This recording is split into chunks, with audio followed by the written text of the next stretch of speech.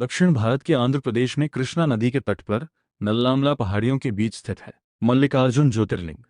यह केवल शिव का ज्योतिर्लिंग ही नहीं, बल्कि माता पार्वती का शक्तिपीठ भी है। लेकिन क्या आप जानते हैं कि महादेव ने कैलाश छोड़कर यहाँ निवास क्यों किया? कथा शुरू होती है एक अनोखी प्रतियोगिता से। जब कार्तिकेय और गणेश जी के बीच पहले विवाह करने की होड़ लगी, तो शिव पार्वती ने एक शर्त रखी। जो पूरी पृथ्वी का चक्कर लगाकर सबसे पहले वापस आएगा, उसका विवाह पहले होगा। कार्तिकेय अपने वाहन मयूर पर सवार होकर बिजली की गति से निकल गए, लेकिन गणेश जी, वे अपनी बुद्धि के लिए जाने जाते थे। उन्होंने शांत भाव से अपने माता पिता के चारों ओर 7 परिक्रमाएं की। जब पूछा गया क्यों, तो गणेश जी ने कहा, संतान के लिए माता पिता के चरणों में ही सारा ब्रह्मांड है।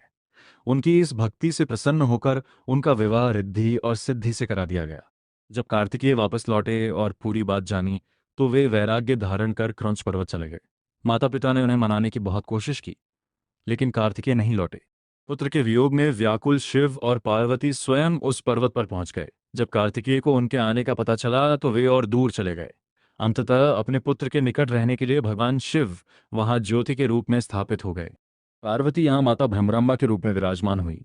चमेली को मल्लिका कहते हैं, और शिव का एक नाम अर्जुन है, इसीलिए इस पावन धाम का नाम पड़ा मल्लिकार्जुन।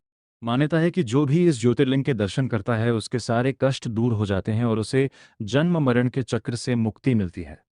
कमेंट्स में हर हर महादेव लिखें और इस दिव्य कथा को अपनों के साथ साझा करें। अभी जुड़ें रेखा डिवाइन पाथ के साथ।